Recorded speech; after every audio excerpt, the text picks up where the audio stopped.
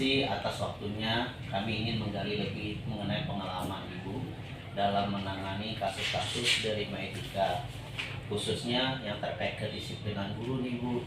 Bagaimana selama ini Ibu dapat mengidentifikasi kasus-kasus yang merupakan dilema etika Bu.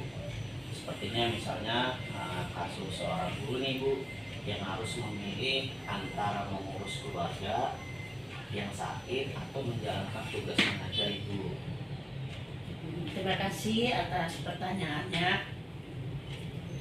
Mengidentifikasi dilema etika memang seringkali menantang ya, apalagi pertanyaan tadi ya. Saya biasanya melihat dari sudut pandang nilai-nilai yang bertentangan. Dalam contoh yang Anda berikan, guru tersebut dihadapkan pada dilema antara tanggung jawab profesional mengajar dan tanggung jawab keluarga. Kedua nilai ini sama-sama penting dan saling bersinggungan. Menarik ya Ibu ya. Nah, lalu Itu susah itu. iya Bu, menarik ini sekali nih Bu. Lalu bagaimana sih Bu dengan proses pengambilan keputusan dalam kasus-kasus seperti itu Bu? Tentunya kita biasanya melibatkan beberapa langkah ya prosesnya. Pertama, saya mengumpulkan semua fakta yang relevan. Kedua, saya akan melibatkan pihak-pihak terkait seperti guru yang bersangkutan, guru BK, dan jika perlu perwakilan dari komite. Ketika saya akan mencoba melihat masalah dari berbagai perspektif, terakhir saya akan mengambil keputusan berdasarkan pertimbangan yang matang dengan selalu mengutamakan kepentingan siswa dan sekolah. Apakah ada langkah-langkah yang khusus nih Ibu nih dilakukan untuk kasus-kasus dilema etika seperti tadi? Ya, kami memiliki prosedur yang cukup jelas. Biasanya kasus dilema etika akan didiskusikan dalam rapat khusus bersama tim manajemen sekolah. Kami akan menganalisis kasus untuk menggunakan kerangka berpikir etika seperti 4 paradigma etika. Selain itu, kami juga mempertimbangkan 3 prinsip etika utama, yaitu prinsip manfaat, prinsip tidak membahayakan, dan prinsip keadilan. Mungkin ini ada hal apa lagi sih Bu yang menurut Ibu yang paling efektif nih dalam pengambilan keputusan pada kasus-kasus yang dilema etika tadi Bu? Menurut saya hal yang paling efektif adalah melibatkan semua pihak terkait dan mendengarkan berbagai perspektif. Selain itu, penting juga mempertimbangkan konsekuensi jangka panjang dari setiap keputusan yang diambil. Tentu pasti ada tantangannya Bu ya. Nah, apa saja sih Bu tantangan yang sering Ibu hadapi nih dalam pengambilan keputusan dalam kasus-kasus dilema etika tersebut Ibu?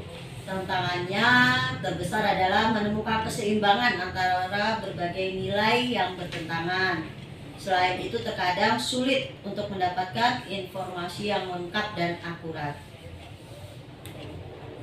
Nah, apakah ada jadwal Bu atau prosedur khusus nih Bu untuk menyelesaikan kasus-kasus dilema etika tersebut Ibu? Biasanya kami berusaha untuk menyelesaikan kasus sesegera mungkin, artinya tidak lambat-lambatkan ya karena takut ada masalah lagi, namun tetap dengan pertimbangan yang matang. Kami tidak memiliki jadwal yang kaku, namun kami akan berusaha menyelesaikan kasus dalam waktu seminggu. Adakah yang membantu Ibu nih di dalam pengambilan keputusan tersebut Bu? Saya banyak belajar tentang etika pengambilan keputusan, selain itu diskusi dengan rekan sesama kepala sekolah dan mungkin para kayak wakaf atau guru-guru yang sudah senior. Dari pengalaman Ibu nih, apa pembelajaran yang paling berharga nih Bu? Pengalaman ini mengajarkan saya mengambil keputusan dalam kasus dilema etika yang tidak selalu mudah. Namun dengan pendekatan yang sistematis dan melibatkan semua berbagai pihak, kita dapat menemukan solusi yang terbaik.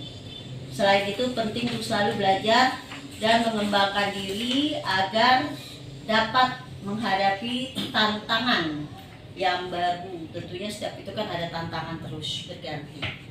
Ya, terima kasih Ibu atas waktunya yang telah meluangkan saya Sama-sama. untuk dalam wawancara tugas modul 3.1 ini Bu. Ya, semoga sukses. Amin Ibu. Terima kasih Bu. Ya, Assalamualaikum, semoga Ibu. sukses sampai akhir ya.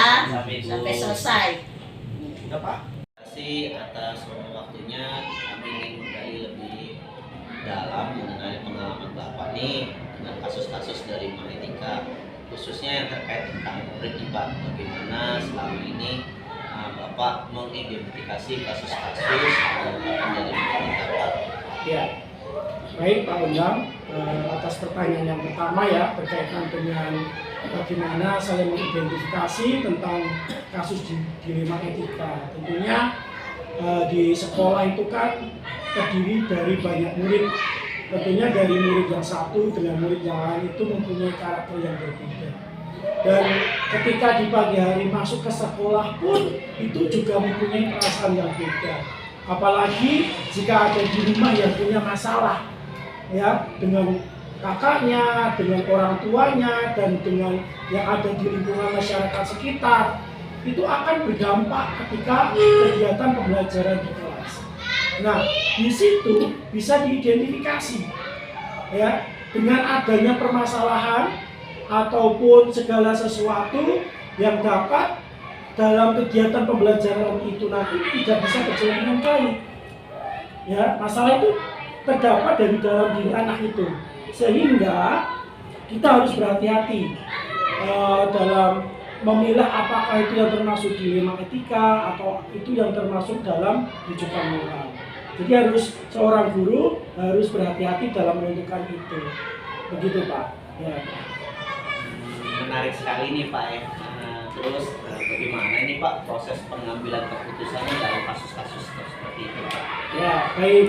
Dalam mengambil atau langkah-langkah yang saya ambil sesuai dengan permasalahan yang tadi saya katakan, di situ harus kita memberikan kepada para guru, kita kumpulkan dulu.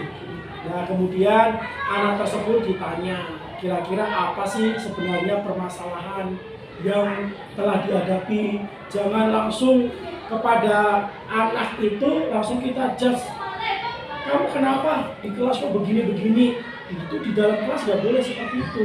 Itu nanti akan membuat anak tersebut menjadi down, sehingga seorang guru harus bisa memahami karakter anak, apalagi itu bisa dipanggil secara dengan pendekatan persuasif gitu loh Pak. Iya, terima kasih Pak. Mungkin ada lagi kan Pak langkah-langkah yang lebih khusus lagi Pak yang dalam dilema etikanya Pak? Ya, untuk langkah-langkahnya artinya di situ kita harus membicarakan kepada guru dan memanggil anak tersebut ya dengan tujuan apa? Permasalahan tidak diumbar di dalam kelas sehingga anak langsung ditangani kepada guru yang bersangkutan. Nah, dengan hal tersebut guru juga harus bisa menyimpan rahasia. Artinya nggak usah perlu diekspos kemana-mana supaya nanti ketika di dalam kelas anak tersebut bisa mengikuti pelajaran sesuai dengan di hari-hari yang lain seperti itu Pak. Ya. Terus hal apa aja Pak menurut Bapak nih yang paling efektif untuk mengambil keputusan pada kasus-kasus dari etika itu Pak? Ya. Untuk mengambil hal yang saya lakukan, kita di dalam pelajaran di nilai peran guru penggerakkan ada yang dinamakan kolaboratif ya salah satunya, sehingga Pak gurunya, Bu gurunya itu mengadakan diskusi, apalagi terlebih saya sebagai atasan mengadakan diskusi supaya dalam pengambilan keputusan itu bisa bersifat yang jelas dan adil buat semua pihak yang terlibat, gitu Pak. Tentu mungkin ada tantangan ya Pak ya, apa saja sih Pak tantangan yang sering Bapak hadapi ini dalam pengambilan keputusan kasus-kasus tersebut Pak? Kalau ditanya tentang tantangan, tentunya banyak sekali tantangan yang dihadapi ketika dalam pengambilan keputusan, apakah itu secara dilema etika ataupun rujukan moral.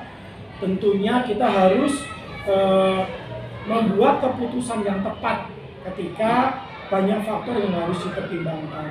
Itu harus dalam diskusi dengan Bapak Ibu guru, itu bisa diambil suaranya, bisa diambil pendapatnya. Jikalau Bapak Ibu guru kelasnya tidak bisa mengambil keputusan, jadi kita harus saling berkolaborasi dan diskusi bersama. Mungkin satu lagi begini Pak ya, apakah ada jadwal nih Pak atau prosedur khusus nih Pak untuk menyelesaikan kasus-kasus tersebut Pak? Kalau masalah jadwal, karena hal yang tersebut itu kan tidak secara rutin ya permasalahan yang ada, tentunya itu fleksibel saja kalau menurut saya. Ketika ada permasalahan, ayo mari kita selesaikan. Untuk jadwal-jadwal yang tadi Pak Ondang sampaikan, di sini saya belum pernah membuat jadwalnya, hanya secara fleksibel saja. Ya, terima kasih Pak, berarti secara fleksibel Pak. Terus adakah yang membantu Bapak nih dalam mengambil keputusan tersebut Pak? Ya tentu ada, karena di sekolah kan ada stakeholder yang lain. Contohnya nih, ada wakil di bidang kesiswaan, kemudian ada wakil di bidang kurikulum, kemudian ada lagi nanti ditunjuk dari atasan guru BK misalkan dalam bimbingan konseling. Jadi itu saling berkolaborasi. Jika dalam pengambilan keputusan hanya dari pimpinan saja, menurut saya itu kurang bijak. Kita harus ada suara, kemudian ada ownership, seperti itu Pak. Ya. Mungkin satu lagi Pak ya, pertanyaan dari saya Pak. Dari pengalaman Bapak, apakah pembelajaran yang paling berharga ini Pak? Nah, pembelajaran yang paling berharga dari wawancara yang dilakukan Pak Ondang ini, di sini harus bisa membedakan mana yang dinamakan dilema etika, mana yang dinamakan rujukan moral. Tentunya dalam dilema etika itu pasti ada sesuatu yang bimbang dalam menentukan keputusan. Nanti kalau saya lakukan seperti ini, pasti akan terjadi seperti ini. Nanti kalau tidak saya lakukan hal seperti ini, dan nanti akan terjadi seperti ini. Jadi luar biasa sekali dalam pendidikan guru penggerak ini ada materi yang berkaitan dengan dilema etika ataupun rujukan moral. Sehingga dalam pengambilan keputusan itu kita bisa tepat dan adil.